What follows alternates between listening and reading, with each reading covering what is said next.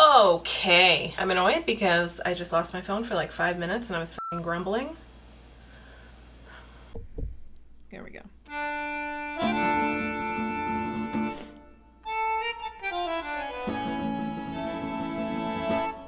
I need to make this video because this budget has already started.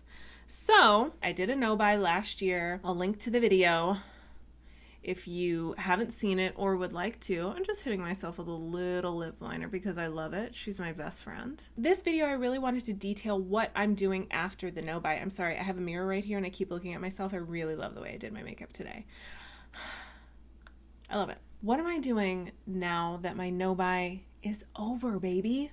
She's over, she's done. After having gone pretty much like cold turkey, I really wanted to have a measured way of behaving around money and spending, especially makeup and books, my little heart songs. I have an update video. I think it was maybe 6 months into my no-buy, and I'll link that too, where I was talking about how scared I was thinking about the no-buy being over.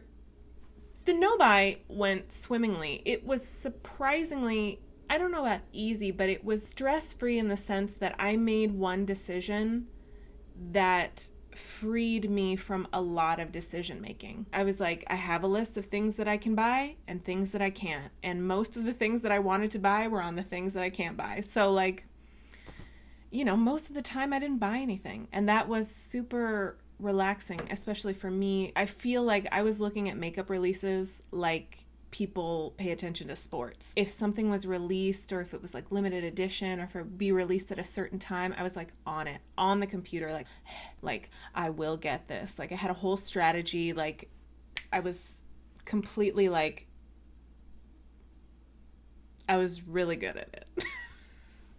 I was really good at buying things. Long story short, how do I live without you? How do I live and know that I can move forward, still buy things, not have this compulsive relationship to shopping, and still be happy? I say still be happy because I wasn't really happy compulsively shopping. It was just one of those things that I knew how to do to sort of like satisfy an instant craving, but I would feel terrible most times after.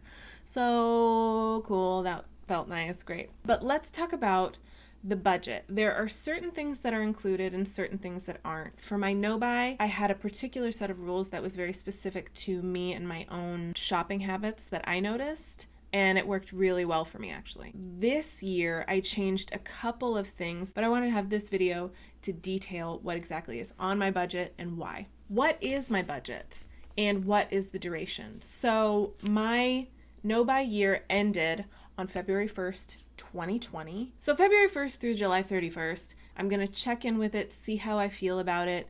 If it's going well for me, if there's anything that I need to adjust, then I will adjust it then and then continue on for another 6 months. It's $150 a month for the following: makeup, skincare, replacements for either of those things. So if I run out of a face wash, it's coming out of the $150. A difference between this and my no-buy is that if I wanted to try a different face wash, I don't have to wait until that face wash is done to buy another one. If I want to buy 2 face washes, you know what I mean? They just come out of the $150. Books, accessories, tchotchkes, little knickknacks, also patty wax. I think I said that in my no-buy video too. So there are a couple things that are a little different. On my no-buy, I had housewares, so I wasn't buying any like utensils or anything like that. Home decoration, all of that fell under the same thing. For my budget, I'm only including home decor. For instance, I broke my cheese grater, all right? I broke my frickin' cheese grater. And I was on my no-buy and I was like, I'm not getting a cheese grater. Like, I can cut cheese. I wish I didn't have to say that sentence. I just didn't feel that it was a necessity. I could have replaced it, but I was just like, I don't need to. Actual housewares, like, I know I'm going to need to replace my nonstick pan. I have been suffering throughout this year without a measuring cup or measuring spoon set. And I'm like, how am I supposed to bake these cookies, my man? Kitchenware, houseware, like, real necessities. I have my clothes here. As you can see, I have a storage couch right here that's holding my clothes. If I find something storage wise that is actually going to fit into my life and the amount of belongings that I have and is going to help me out. Those things, when I make the time to buy those, whenever that is, those are not coming out of the $150 budget. What is coming out of the $150 budget is home decor, whatever that means. Anything to decorate the home. I have so much stuff, and I have so much cute stuff. I would really like to hone my instincts for things that I really love. Now, this is a really big one. So during my no-buy, I didn't put any restrictions on myself on food. Shopping and food were really, I think, the places for me where I got a lot of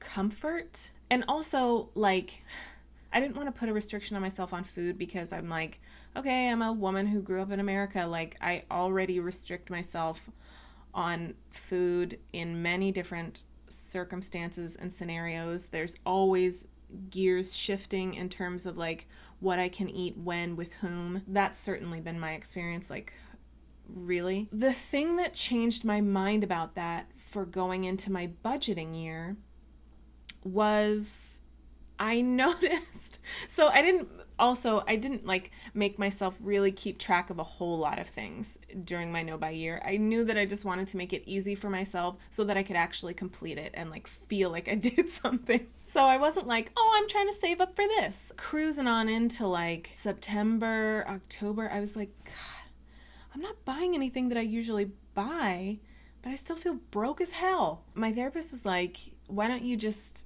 tally up what you spent last month on like eating out. Also, the culture here in New York is very like, it's very easy to fall into this mindset of like ordering all your food. It is. A lot of people do it. Like, this sounds nuts, but I couldn't remember the last time that I had been to the grocery store. It had maybe been a couple months. So I decided to tally up how much I had spent on eating out in the month of October, just because it was the month before. And October, and this is not me like eating out with friends all the time, going to get drinks and stuff like that. I hardly ever drink. So what I spent on eating alone, and this was everything. This was food that I ordered in, snacks that I would buy. I would go late at night to the deli across the street and just buy snacks. Like, I mean, I'm talking like midnight, 1 o'clock in the morning. I would get like a donut or like chips or something like that, a soda, anything that I would grab like before work, anytime I bought lunch at work. Like, all of this obtaining of food was by myself, except for one occasion. So I tallied all of that up for the month of October, and it was $678.78. And I was like, no wonder I'm so broke. Like, what is going on? Like, and I mean, I knew what was going on. I had no idea that it was almost $700 worth of what was going on in a month. And it was easy to do. Things are expensive here. And also, like, you know, buying a $6 snack, like buying myself a cookie and chips, like, it feels like nothing. I added all of that up. Like I said, I hadn't gone to the grocery store that month. The only time I went out with a friend, it was once, and it was $50. So it was $628 and change that I had spent myself on just like snacks and ordering out. And so I was like, I don't want to do that. And luckily that kind of spurred me into action. And also, like, I don't know, I have this weird thing about going to the grocery store. Like, I'm starting to work my way through it, but like, I hate it. I don't currently hate it, but I really hated it, and I still have to make myself do it. It's not far from me at all. And like, one of the people that really helped me with that was my brother. Like, he was so bewildered when I told him I hated going to the grocery store. He was like, what? My family came and visited me for Christmas. I mean, he would go to the grocery store like 1 or 2 times a day. Like, I mean, he was just like, oh, I forgot the butter. And then he would go get it. And I'm like, are you kidding me? When I'm home, I'm home. Like, if I leave the grocery store, I'm like, I'm not thinking about you. I'm slowly making my peace with that. I had a little relapse in January where I had 1 week and I spent $150 in 1 week on food. because I was like going through a thing. I was super sad. I was talking on the phone with my friend and she was like, why don't you add up like how much you spent in the week since you're like kind of freaking out about it? That seems to be the thing for you that helps you move through it. And when I added it up and saw that I had spent $150, I was like, great, cool. It's taking my money. Like, get that out of here. So that's the reason why I wanted to add food in a particular way into this budget. So the way food is included in this $150 budget per month is food that I get by myself. This does not include groceries. It does not include going out with friends. I didn't want any stipulation that stopped me from being social. Also because that's a thing too. Like, I need to get out of the house more. Excuse me, this is my Vicks. I'm talking about something that makes me nervous, so I need my Vicks. Any food outside of groceries that I obtain by myself. This is like if I'm out and about and I want to grab lunch. If I'm out and about and I want to get a snack. If it's late at night and I want to go across the street, get a snack. If I want to order delivery food, it's coming out of the $150 budget. If I'm with friends or other people and I'm purchasing food, those purchases are not included in the budget. It's just something that I want to monitor. You know, I still have to deal with problems, even if I've had a candy bar. So, like, this is a good thing too. Is like, if I want a candy bar, it has to be a part of my groceries. Like, I'm going to get groceries, I can put a candy bar in the bag. It's not really about, like, you can't get junk food. You can't get this. You can't get that. I didn't want to restrict myself on, like, specific items. It's literally just, I have to be buying groceries. I have to be cooking for myself. I have to be making my meals. I have to be taking care of myself in this way. And that happens by me going to the grocery store. It doesn't happen when I buy all my food from the deli across the street. It's not any restriction on any individual item. It's more the behavior. It's a restriction on spending in this particular behavior. So here is what is not included in the budget. Groceries, like I said, not included. Work and or channel expenses, like anything I buy for this YouTube channel, not including makeup. I have enough makeup. Any makeup that I buy, it's going in the budget. Any health and safety items, Band-Aids, you know what I'm saying, like rubbing alcohol, I don't know.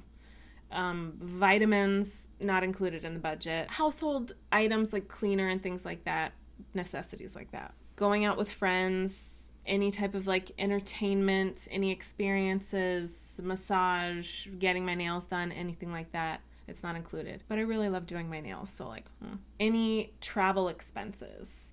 So, yeah. Any travel expenses. If I want to get my clothes tailored. Also, clothes and shoes. Clothes and shoes are not included in the budget. I don't shop for them the same way that I shop for other things. So that's not really something that like needs to be curtailed in a particular way for me. However, I will be monitoring that. And if that's something that needs to be added into the budget or factored in at the end of the 6 months, then I will revisit that then. This is one. If I'm ordering something online and there are shipping costs, I'm not including shipping costs in the $150 budget. This is, I don't know, I don't have any particular like highfalutin reasoning for it. It's just, I didn't want to. So I'm not going to. I'm not including tax or shipping. The budget for me, and I think a real reason of why the no-buy worked for me, is that I didn't include a whole lot of things that were going to make it super complicated for me to figure out. Like, I lessened my decision making. I didn't have to think a whole lot like that. So if I look at an item and it's $16, that $16 is what's coming out of the $150 budget. Also, what is not included in the budget is gift cards. So if I receive a gift card for something, then that is additional money. That is added on to the existing $150. That's extra money that I can spend however I see fit. Okay, I think I detailed everything. I think that's it. man. Leave any questions or comments down in the comments. Wow. Leave them down below, and hopefully I covered everything I wanted to cover in this. I just don't know.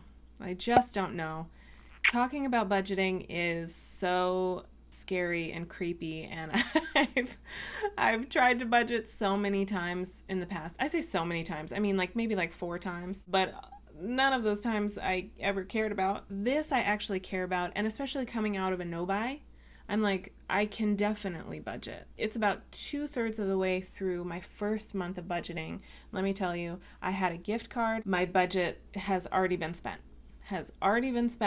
I have it tabulated, fibulated, conglomulated into a spreadsheet. Thank you. That I made myself. And that I sort of color-coded, but that might be too complicated for me to keep up with. I'll talk about it at the end of the month, how I spent my budget and how that went. It is, she's a work in progress, aren't we all? Like, you'll see. So anyway, I hope this is interesting, helpful. This is very new and interesting for me, and it's very new and interesting to see how quickly money gets spent. So I'm learning about it. She's learning. Thank you for watching. Thank you for experiencing and luxuriating in this makeup look with me, and I will see you in the next video. Bye. What am I doing? I had a particular set of rules that was very specific to me and my own excuse me. This budget is going to be from February to July. February 1st to July 1st, 2020, through the rest of the year. Why does July not seem correct? Should it be August? Wait, February, March, April, May, June, July. It's August 1st. So, What? Wait, August 1st. Shipping costs are not included in the 100.